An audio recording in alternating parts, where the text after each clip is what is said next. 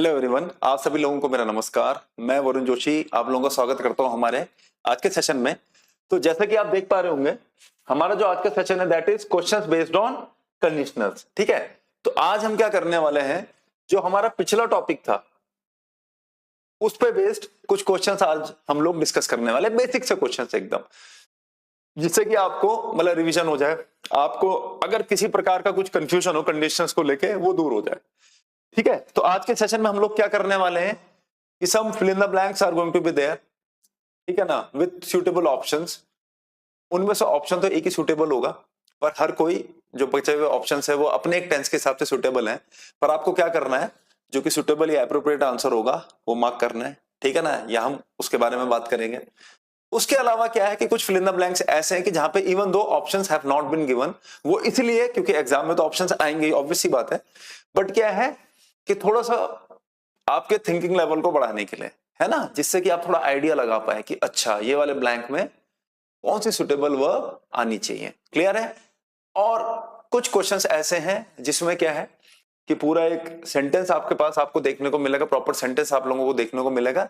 You just have to identify कि which type of conditional sentence is that sentence. ठीक है, कि वो जो कंडीशनल सेंटेंस है वो किस कैटेगरी का है, ये किस टाइप का है।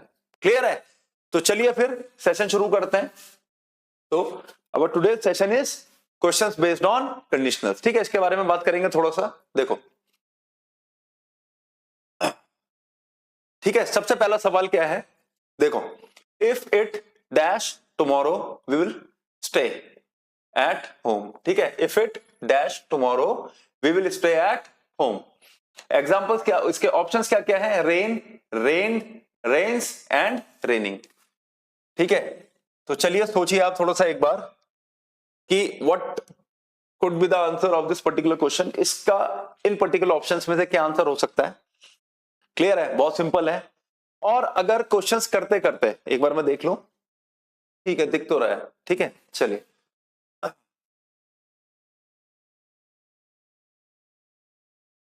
ये लो। ठीक है, अब थोड़ा और क्लियर हो गया होगा। तो if it dash tomorrow we will stay at home. Clear है, चार ऑप्शन है, rain, rain, rains and raining.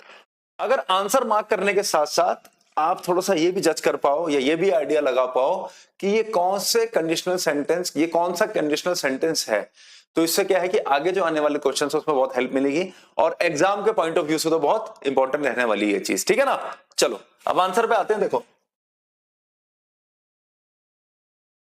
If it dash tomorrow we will stay at home, चार ऑप्शन है। क्लियर है। मैंने क्या बोला, यहां पे वर्ब क्या है, दूसरी विल, विल है यहां पे, विल, विल है। इसका मतलब क्या हुआ कि जो कंडीशनल क्लॉज है, कंडीशनल क्लॉज का मैंने क्या बताया था, कंडीशनल क्लॉज में किसी प्रकार का आपको सबऑर्डिनेट कंजंक्शन देखने को मिलेगा, जैसे इफ हो गया, एज हो गया, सिंस हो गया, व्हेन हो गया, ऑल्दो हो गया, दो हो गया, बिकॉज हो गया, इस तरीके से देखने को मिलेगा आपको। ठीक है ना। अब देखो, we will stay at home अपने आप में क्या है, मेन क्लॉज है, प्रॉपर क्लॉज है ये, है ना, डिपेंडेंट इंडिपेंडेंट क्लॉज है ये किसी पे डिपेंडेंट नहीं, अपने आप में इंफॉर्मेशन पूरी प्रॉपर दे रहा है। विल स्टे एट होम, हम घर पे रहेंगे, ठीक है, कोई दिक्कत नहीं। बट यहां देखो ये क्या है, ये डिपेंडेंट क्लॉज है। इफ इट डैश टुमारो, कैसे पता, क्योंकि यहां क्या लगा हुआ है, इफ।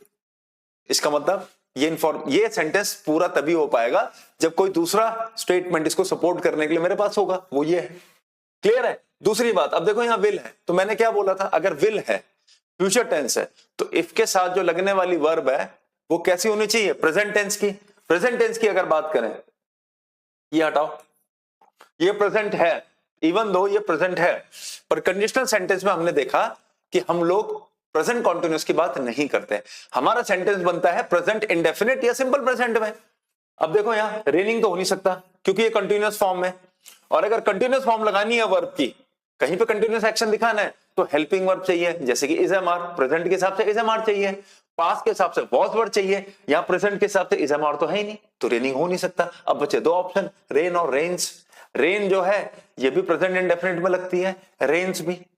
तो अब हमें पता है कि इट क्या है, हमारा इंट्रोडक्टिव सब्जेक्ट होता है जो सिंगुलर फॉर्म ऑफ वर्ब लेता है।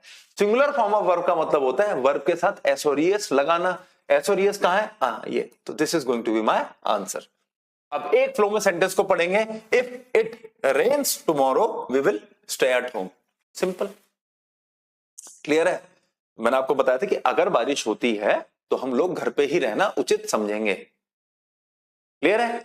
या staying at home is going to be a better option for us rather than going out. बाहर जाने के मुकाबले अगर हम घर पे रहें तो वो हमारे लिए एक बेटर ऑप्शन रहेगा। ठीक है, तो ये चीज समझनी है। अब चलो थोड़ा सा क्या है कि रिवीजन है, कोई टेस्ट तो मैं आप लोगों का ऐसा ले नहीं रहा हूं, ठीक है ना, कि मार्क्स दूंगा और फिर ग्रेड लगाऊंगा कि हाँ भैया कौन फर्स्ट आया कौन सेकंड आया। एक जनरल सी चीज बता देता हूं, देखो हम थोड़ा सा ये भी देख लेते हैं कि ये किस कंडीशनल का है। क्लियर है? जीरो कंडीशनल कहा जब we talk about factual things. Factual things में क्या होता है, दोनों क्लॉज प्रेजेंट टेंस के होते हैं। यहां पे क्या है, एक क्लॉज मेरा क्या है, फ्यूचर का। तो फ्यूचर वाला जो क्लॉज होता है वो कौन से कंडीशनल को बिलोंग करता है, वो बिलोंग करता है किसको, फर्स्ट कंडीशनल। यहां से रिवीजन आपका हो जाएगा। ये क्या होता है, फर्स्ट कंडीशनल। इंटर कॉलेज वाले या जो भी भविष्य के एग्जाम्स वाले जहां पे भी कंडीशनल है, मैं ये चाहता हूं कि ग्रामर पोर्शन में कोई भी टॉपिक ऐसा ना हो या उस टॉपिक से रिलेटेड कोई ऐसा टॉपिक ना हो जो आपको पढ़ाया ना जाए, जिसकी वजह से क्या हो कि एग्जाम में कुछ सवाल आए और आप कर ही ना पाओ। ऐसा मैं पूरी कोशिश रहेगी मेरी कि ऐसा ना हो। एटलीस्ट ग्रामर में चाहे एडजेक्टिव हो, चाहे आर्टिकल हो, चाहे नाउन, प्रोनाउन, प्रेपोजिशन, आर्टिकल, जो कुछ भी पढ़ाया गया हो वो सब आए। ठीक है ना? चलो इसी बात पे आगे बढ़ते हैं। ठीक है, if you heat ice it dash into water, will change, changed, changes, would change. ठीक है, तो 5-6 सेकंड का पॉज लूंगा मैं ताकि आप लोग थोड़ा सा अपने हिसाब से क्वेश्चन को देख पाए एक बार। क्लियर है?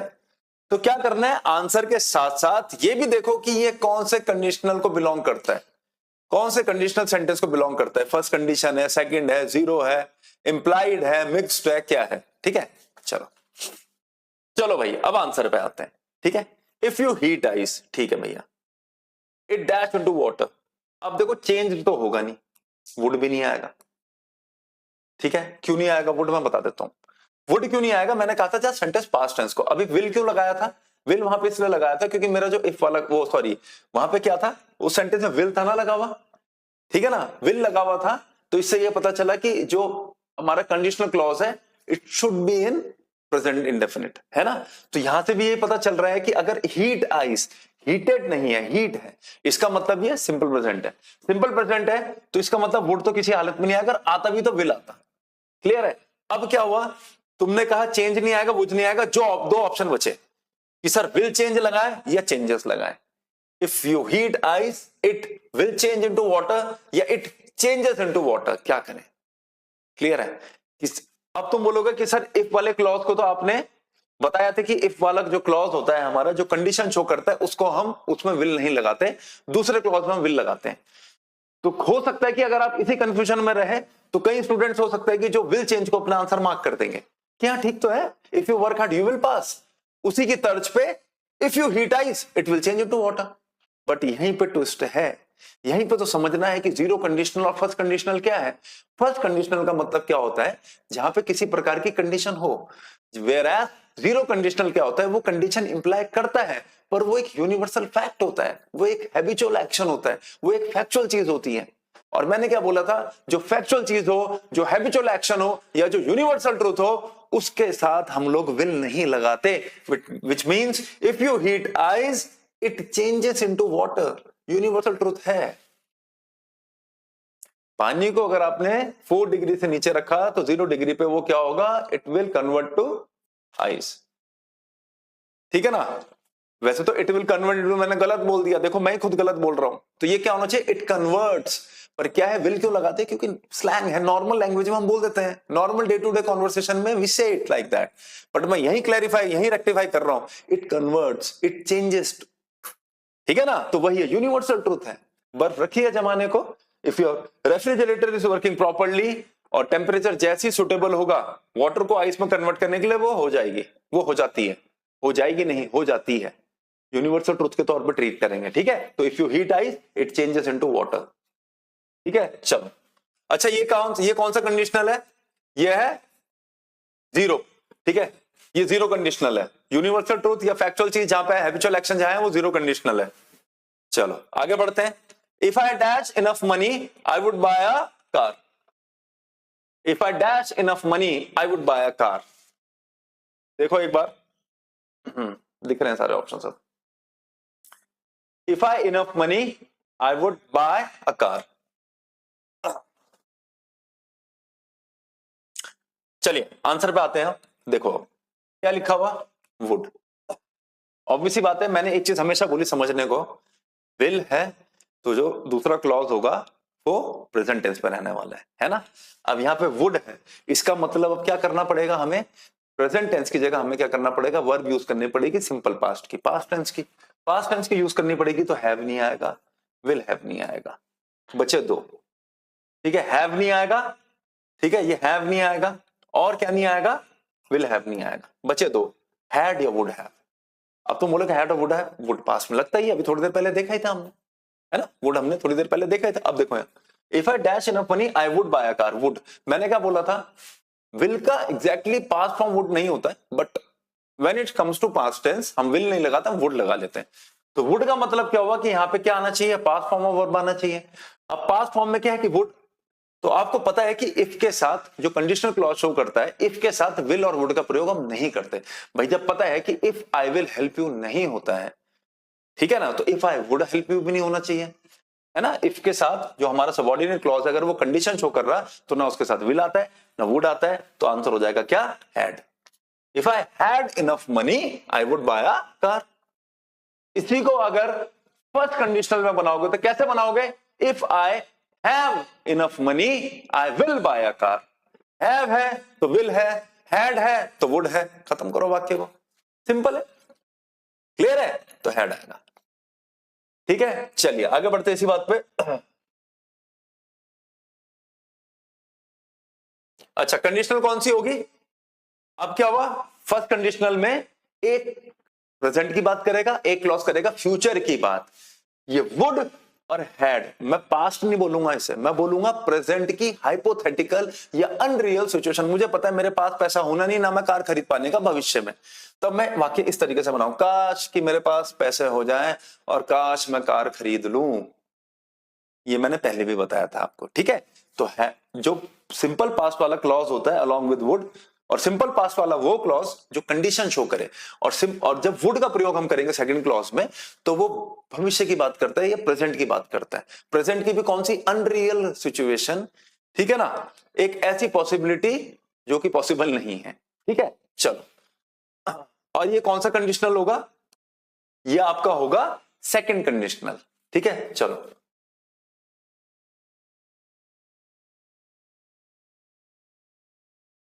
Next, if he had worked hard he dashed the exam। if he had worked hard he dashed the exam। देखो एक बार आंसर के साथ साथ अगर आप ये भी आइडेंटिफाई कर पाओ कि ये कौन सा, मतलब कौन सा कंडीशनल सेंटेंस है, तो बड़ी हेल्प रहेगी आप लोगों के लिए। if he had worked hard he dashed the exam, passes, would pass, will pass, would have passed। चलो अब आंसर बताता हूं, देखो यहां पे क्या लिखा हुआ है, if he had worked hard, तो ये तो पता चल रहा है कि हैड के साथ अगर वर्ब की थर्ड फॉर्म है, विच मींस दैट कि आपको जो सेंटेंस है वो कौन सा है, पास्ट परफेक्ट। ठीक है, आपको जो सेंटेंस है क्या है, पास्ट परफेक्ट में है। तो पास्ट परफेक्ट का मतलब ये हुआ कि अगर पास्ट का एक क्लॉज है तो विल तो किसी हालत में नहीं आने का, और अगर पास्ट परफेक्ट है तो जो अगला जो क्लॉज होगा हमारा वो किसी भी प्रकार से, मेन क्लॉज जो होगा हमारा, ना वो पास्ट का होगा, ना वो प्रेजेंट का होगा, ना वो फ्यूचर का होगा। क्यों, क्योंकि यहां पे इंफॉर्मेशन किससे रिलेटेड है, पास्ट परफेक्ट। इसका मतलब अगर पास्ट की कंडीशन थी तो पास्ट का ही वो भी होना चाहिए दूसरा क्लॉज हमारा, क्योंकि आपस में इंटर रिलेटेड होंगी दोनों चीजें, है ना। तो देखो यहां अगर ये है तो पास्ट नहीं होगा पहले तो, और विल पास नहीं होगा, ये दोनों ऑप्शन तो हट गए हमारे, है ना। तो अब बात हुई कि if he had worked hard he dashed the exam. अब दो ऑप्शन बचे, वुड पास या वुड हैव पास्ड। क्या करें, ऑब्वियसली बात है पास्ट में वाक्य को रखना है। तो मैंने क्या बोला था कि विल का पास्ट फॉर्म एक्चुअली वुड नहीं होता है, but when it comes to past tense और कंडीशन, मतलब अगर हमें, ठीक है ना, तो हमें क्या करना है चाहिए कि विल की जगह वुड का प्रयोग कर लेना चाहिए। ठीक है, अब देखो अब यहां पे क्या है कि वुड पास है, वुड हैव पास्ड है, दोनों में से एक ऑप्शन लगाना है। तो मैंने आपको क्या बोला था, जब नॉर्मल पास्ट टेंस का वाक्य है तो हम वुड लगाते हैं, पर यहां पे वाक्य किसका है, पास्ट परफेक्ट का। तो पास्ट परफेक्ट का मतलब ये होगा कि अगर ये हमारे सबऑर्डिनेट क्लॉज अगर पास्ट परफेक्ट का है तो जो हमारा मेन क्लॉज होगा, इंडिपेंडेंट क्लॉज जिसे हम बोलते हैं, it should also be in perfect form. और परफेक्ट फॉर्म यहां पे क्या दिख रही है? Would have past. This is going to be answer, ये भी नहीं होगा।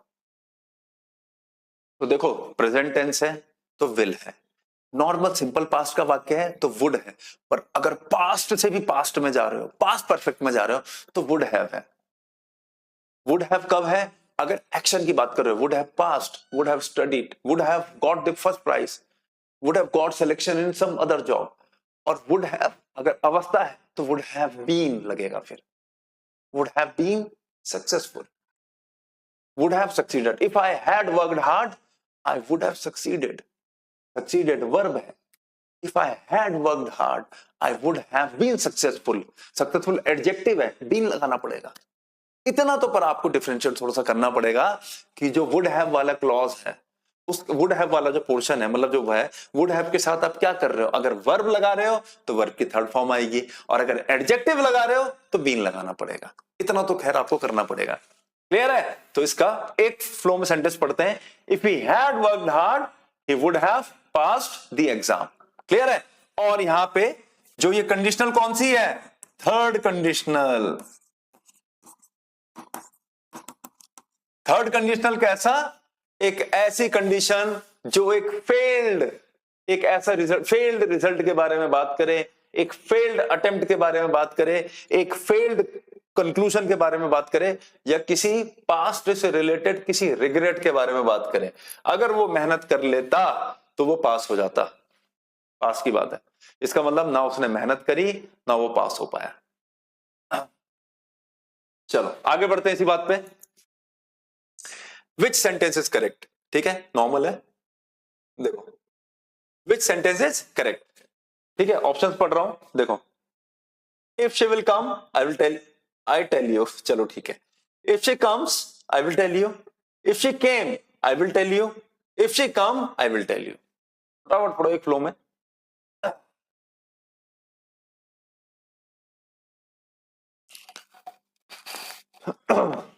चलो आंसर पे आते हैं। देखो सबसे पहला वाला ऑप्शन तो वैसे ही गलत हो गया। क्यों? क्योंकि शी के साथ क्या लगा हुआ? विल, सॉरी इफ के साथ विल लगा हुआ। दूसरी बात, यहां पे आई टेल यू क्या होता है? आई विल लगाओ, या तो इसको भी प्रेजेंट टेंस का करते हैं, ठीक है ना। चलो चलो ये तो हट गया क्योंकि इफ के साथ विल नहीं आता। If she comes I will tell you, ठीक है, ये ठीक लग रहा। इफ के साथ प्रेजेंट टेंस का वाक्य है, और प्रेजेंट टेंस के वाक्य होने के कारण यहां पे विल लिखा है, इसने वुड नहीं लिखा। तो if she comes I will tell you, ठीक है। बाकी ऑप्शन देख लेते हैं। If she came I will नहीं, अगर वुड होता तो मैं अपना आंसर मार्क कर सकता था।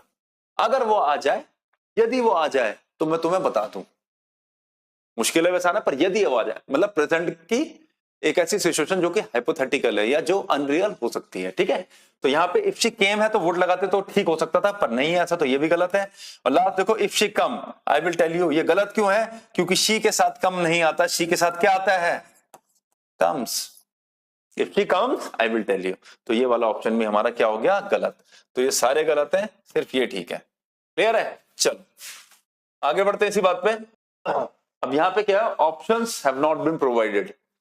थोड़ा सा अपने आप दिमाग लगाओगे, ठीक है, तैयारी हर हिसाब से करनी है, ठीक है। भले ही मुझे मतलब ऑब्वियस ही बात है कि जो कॉम्पिटिटिव एग्जाम्स होते हैं उनका ये पैटर्न नहीं है, वहां पे एमसीक्यूज बेस्ड होते हैं क्वेश्चंस, जहाँ पे प्रॉपर ऑप्शंस आपको मिलते हैं। बट चलो एक बार ऐसी थोड़ा सा आइडिया लगाने के लिए, ठीक है ना, इससे क्या होगा, थोड़ा सा नॉलेज और बढ़ेगी आप लोगों की। Supply the correct form of verb, if you study hard you dash the exam, ठीक है, वर्ब लगानी है यहाँ पे। चलो अब मुझे लगता है कि आंसर पे बात कर लेते हैं। देखो इफ यू स्टडी हार्ड, ये कह रहा है इफ यू स्टडी, इफ के साथ यहाँ पे क्या है? वर्ब हमारी फर्स्ट फॉर्म की है। फर्स्ट फॉर्म का मतलब क्या है? प्रेजेंट टेंस की बात कर रहा है, और हमें पता है कि कंडीशनल क्लॉज अगर है हमारे पास, ठीक है। दूसरी बात देखो, यू डैश द एग्जाम। अब यहाँ पे क्या हो सकता है? ठीक है, देखो यहाँ पे हो सकता है कि वो ऑप्शन कैसे थे? Will pass, would pass, would have passed, या वो लिखे नो वर्ब रिक्वायर्ड, मतलब एडिशनल वर्ब तो है यहाँ पे पास, इसके अलावा no helping verb is required, हो सकता है। क्लियर है? तो अब अगर मैं लिखूं यहाँ पे, तुम बोलो कि नहीं सर हम इसको ना जीरो कंडीशनल बना के लिख दें, you pass the exam, but it is not always necessary कि the one who works hard passes the exam. Unfortunate circumstances भी हो सकते हैं, ठीक है, बहुत अलग चीजें भी हो सकती हैं। मेहनत करना और पास होना ही होना है, इट इज नॉट नेसेसरी। होता है ना, हम लोग बहुत गवर्नमेंट एग्जाम्स की तैयारी मतलब तैयारी करी हो अपने टाइम पर, जरूरी नहीं कि सारे एग्जाम्स हमने क्रैक कर लिए कि नहीं मेहनत तो सबके लिए करी थी पर सब में हो गया, इट इज नॉट नेसेसरी। तो ये यूनिवर्सल ट्रूथ में एट्रीब्यूट नहीं करेंगे इस पर्टिकुलर सेंटेंस को, है ना। इसको हम एक कंडीशनल सेंटेंस मान के चलेंगे कि भैया कंडीशन ये कहती है कि अगर तू मेहनत करेगा तो तू पास हो, अगर तू मेहनत करता है तो तू पास हो जाएगा। क्लियर है। तो हैबिचुअल एक्शन के हिसाब से नहीं देखेंगे। इसका मतलब ये है कि यहां पे मुझे क्या लगाना पड़ेगा, विल। ठीक है, और ये सेंटेंस आपको कौन से कंडीशनल का बनेगा, फर्स्ट। आपको समझना है ये नहीं कि नहीं नहीं सर मेहनत करूंगा पास हो जाऊंगा, या जो मेहनत करता है वो पास होता है। ठीक है, ये कॉन्फिडेंस बूस्ट करने के लिए एक नॉर्मल सेइंग है, पर अपने पर्सनल एक्सपीरियंस से भी कह रहा है जरूरी नहीं है, इट इज नॉट नेसेसरी कि मेहनत करिए तो होना ही होना है। हो सकता है कि तैयारी थोड़ा ऊपर नीचे रह गई हो, तैयारी करनी थी 20 की और हम 19 की ही कर पाए, है ना। तो ये चीज समझनी है। क्लियर है। तो इसमें क्या होगा, हम विल लगाएंगे। ये मैं इसलिए समझा रहा हूं इतना कि देयर इज अ पॉसिबिलिटी कि वो ऑप्शन देता आपको क्या, you will pass the exam, you would pass the exam, you would have passed, और वो लिखता नो वर्ब रिक्वायर्ड, ऐसा लिख देता नो वर्ब रिक्वायर्ड। और फिर आप कहते if you study hard you pass the exam, कि सर यहां तो नो वर्ब लग रही है मुझे। नो वर्ब भी बताई थी सर ने कि फर्स्ट कंडीशनल हैबिचुअल एक्शन, पर हैबिचुअल एक्शन में नहीं पुट करेंगे इसे, ठीक है ना, रेगुलर एक्शन में नहीं रखेंगे। तो यहां पे क्या आएगा, विल का हम प्रयोग करेंगे, और ये बिलोंग करेगा किसको, फर्स्ट कंडीशनल को। चलो next, supply the correct form of verb. If I were you I dash not waste time. पढ़ो, if I were you I dash not waste time, if I were you I dash not waste time. ठीक है, चलो इसका उत्तर करते हैं। अब देखो, सबसे पहले आई के साथ क्या लगा हुआ, वर। हम लोगों को पता है कि अगर हम पास्ट टेंस की बात करें तो आई के साथ हम लोग किसका प्रयोग करते हैं, वॉज का। ये तो पता है ना, आई के साथ I was going to market, I was watching TV yesterday, कि आई के साथ हम वॉज का प्रयोग करते हैं। अब देखो, इफ आई वर यू, आई के साथ इसने किसका प्रयोग कर रखा, वर का। आई के साथ अगर वर का प्रयोग कर रखा है, इसका मतलब क्या है कि हाइपोथेटिकल या अनरियल सिचुएशन की बात कर रहा है। दूसरी बात, अगर आई के साथ वर है तो मेरे दिमाग में ये चीज ये कहती है कि विल तो किसी हालत में नहीं आएगा। यहां पे कंडीशन तो दिखानी पड़ेगी। क्यों दिखानी पड़ेगी कंडीशन, क्योंकि इफ लगा है। और कंडीशन इसलिए भी दिखानी पड़ेगी, आई डैश वेस्ट टाइम जो है यूनिवर्सल ट्रूथ तो कहीं से भी नहीं लग रहा, हैबिचुअल एक्शन तो कहीं से नहीं लग रहा।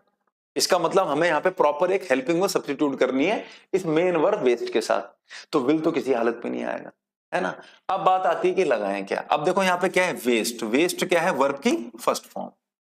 इसका मतलब हमें पता है वर है, और वर के साथ हम किसका प्रयोग करते हैं, वुड का, जब हम अनरियल सिचुएशंस के बारे में बात करें। तो if I were you I would not waste time, पढ़ के देख लो। और ये सेंटेंस कौन से कंडीशनल का होगा, second. If I were you I would not waste time, अगर मैं तेरी जगह पे होता तो मैं टाइम वेस्ट ना करता, अगर मैं तेरी जगह पे आ जाऊं तो बिल्कुल टाइम वेस्ट ना करूं। अब तूने तो बहुत लेट कर दी भाई, ठीक है, कि तुम्हारा दोस्त जो है किसी बहुत बुरे सीन में फंस गया और तुमने उसको 1 महीने पहले बोला कि अब अपने घर में बता दे, बचना थोड़ा मुश्किल लग रहा, थोड़ा सा अगर तू चाहता है बच जाऊं तो घर वालों को इन्वॉल्व करना ही पड़ेगा, थोड़ा गार्जियंस का सपोर्ट की जरूरत पड़ेगी ही पड़ेगी। 2 महीने बाद तुम कह रहे दोस्त, अरे यार मैं होता ना अगर तेरी जगह, या मैं आ जाऊं ना तेरी जगह, सॉरी होता नहीं, अगर मैं तेरी जगह आ जाऊं ना बिल्कुल टाइम वेस्ट ना करूं, अब अपने घर वालों को इन्वॉल्व कर लूं। वुड, अगर मैं तेरी जगह होता तो बिल्कुल टाइम वेस्ट ना करता। If I were you I would have not wasted time, तब वुड हैव नॉट वेस्टेड, तब अगर मैं तेरी जगह होता तो मैं ऐसा ना करता। Would have not wasted, would not waste time, अगर मैं तेरी जगह आ जाऊं ना बिल्कुल समय ना वेस्ट करूं, मैं आ जाऊं ना तेरी जगह बिल्कुल समय ना वेस्ट करूं, अभी घर पहुंचूं और अपने घर वालों को बता दूं सब। अनरियल सिचुएशन है क्योंकि प्रॉब्लम तो तू फेस कर रहा है, मैं तो खाली अपने को रख रहा हूं तेरी जगह और तब बता रहा हूं। क्लियर है। नहीं आ रहा ट्रांसलेशन समझ में, कोई बात नहीं, नहीं समझनी हिंदी सर इंग्लिश में पेपर देना है, कोई बात नहीं, वर है तो वुड है, बस खत्म बात। और नॉर्मल अगर सिंपल प्रेजेंट है तो विल है, बस दैट्स इट। ठीक है, चलो आगे बढ़ते हैं इसी बात पे। अगला क्या है, supply the correct form of verb if dash hot we don't go out. लो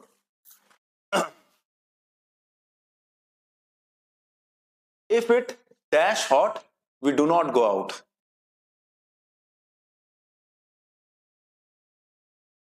if dash hot we don't go out। चलो ठीक है, आई होप इतना टाइम बहुत है सफिशिएंट क्वेश्चन आंसर करने के लिए। अब देखो सिंपल सी बात है, क्या लिखा हुआ, we do not go out. अब चाहे यहां पे विल नॉट होता, we will not go out हो, चाहे डू नॉट गो आउट हो, हमें कोई फर्क नहीं पड़ता। हमें पता है यहां डू नॉट है तो मतलब प्रेजेंट टेंस का वाक्य है, विल नॉट है तो विल नॉट मतलब भविष्य का वाक्य है। दोनों केसेस में यहां पे वर्ब प्रेजेंट की लगती है, क्या आ जाएगा, is. If it is hot we do not go out, if it is hot we will not go out. समझ में आया, सिंपल है यार। देखो डू नॉट है प्रेजेंट टेंस है, तब भी प्रेजेंट की वर्ब आनी है, विल होता है तो हमें पता है प्रेजेंट की वर्ब आनी है। फर्क क्या है बस कि ये अब फर्स्ट कंडीशनल नहीं है ये, क्यों, क्योंकि यहां जो हमारा मेन क्लॉज है उसमें विल नहीं है। अगर उसमें मेन क्लॉज में विल नहीं है इसका मतलब ये कौन सा कंडीशनल है, जीरो कंडीशनल।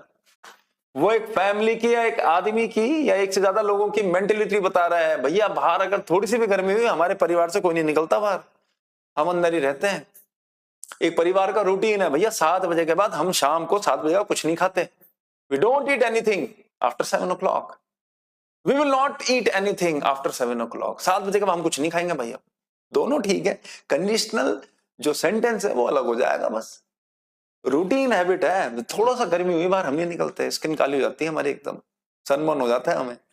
ठीक है, तो इफ इट इज हॉट तो वर्ब सब्स्टिट्यूट करना यहाँ पे सबसे आसान काम था, क्योंकि हमारा क्या डू नॉट और चाहे विल नॉट आएगा इस पर।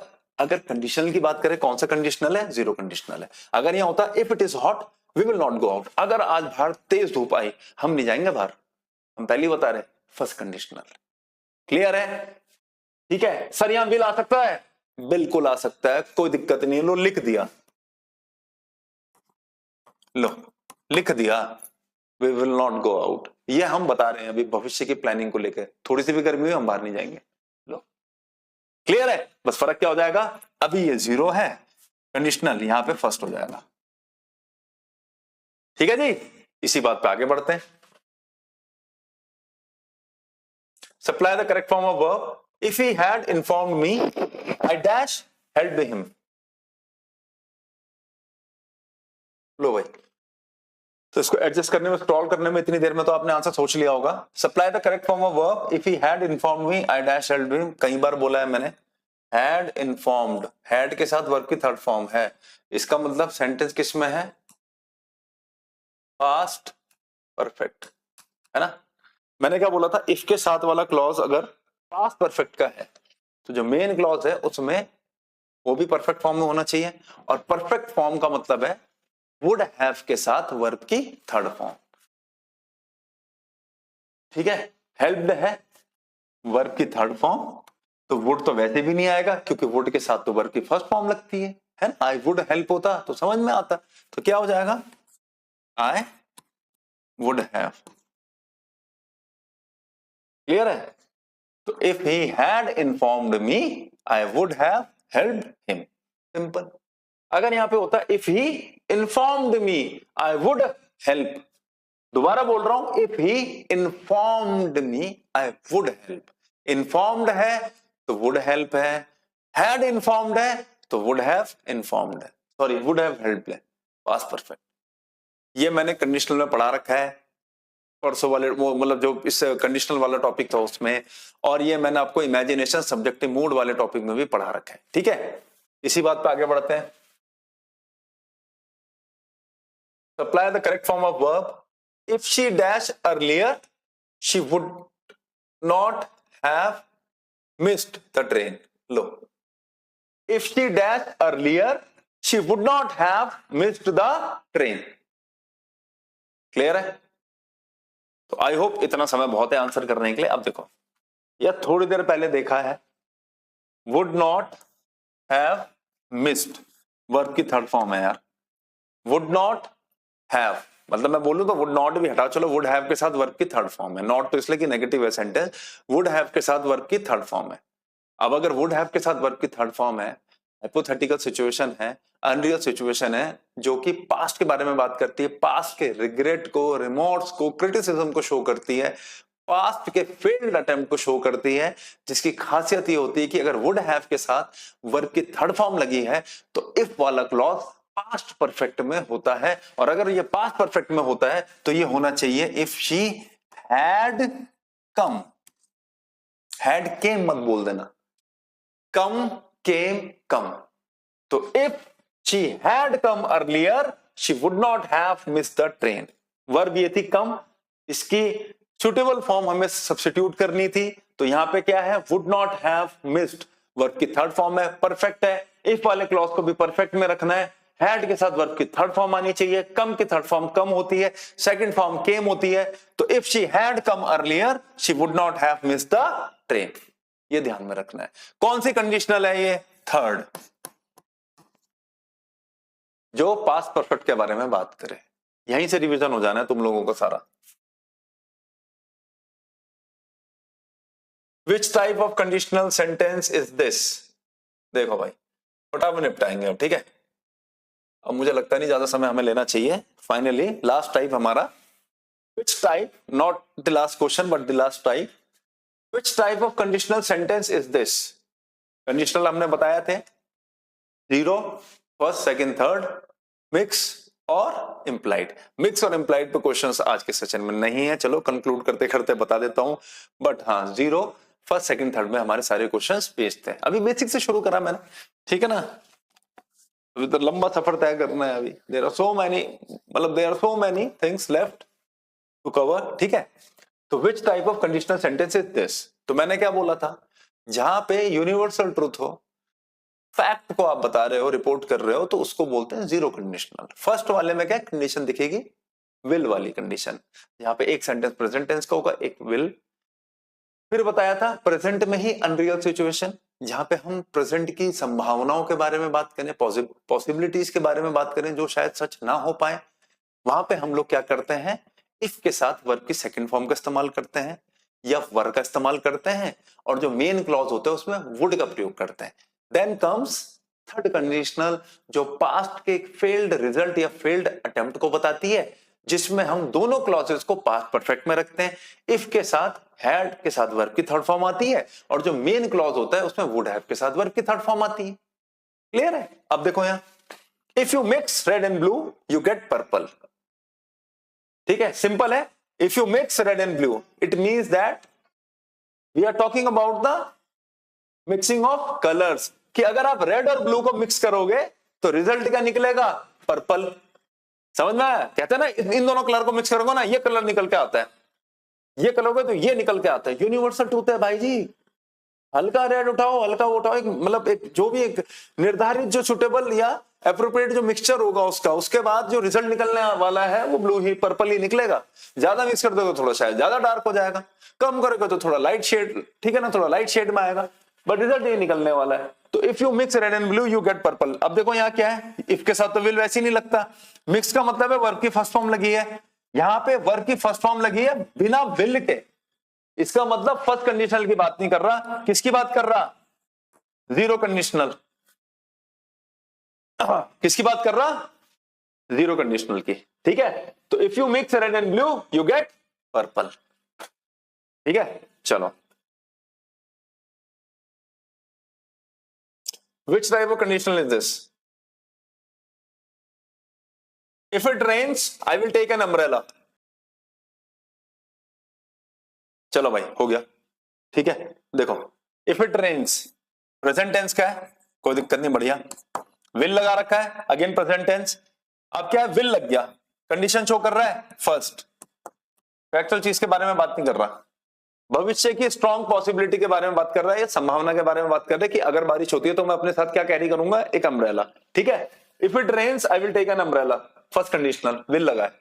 अगला है if I were rich I would help the poor. तो बहुत बार मल्टीपल टाइम्स ये चीजें रिवाइज हो गई हैं, क्वेश्चंस के फॉर्म में कहीं पूछ रहे हैं सुटेबल ऑप्शंस लगाओ, वहां पे भी ये चीजें रिपीट हो रही है।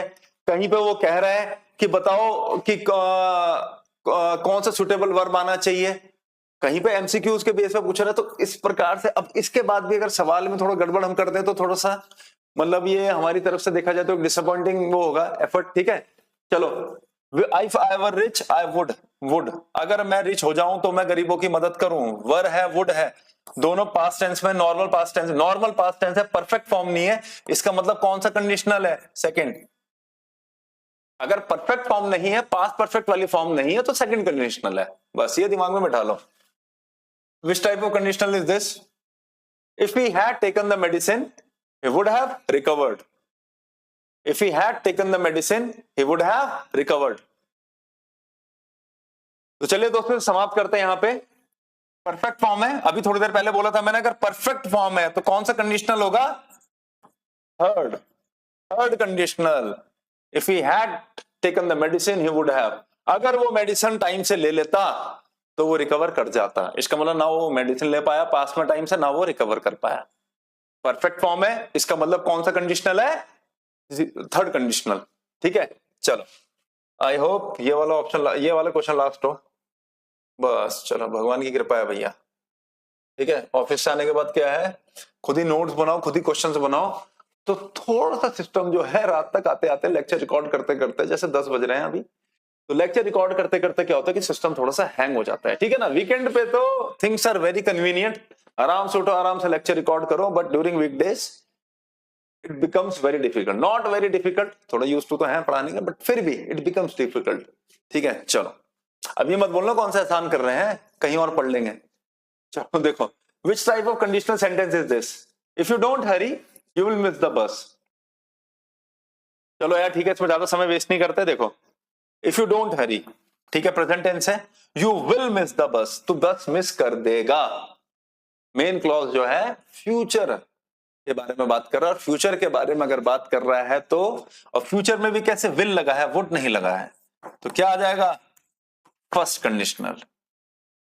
ठीक है, तो चलिए इसी के साथ आज का सेशन समाप्त करते हैं।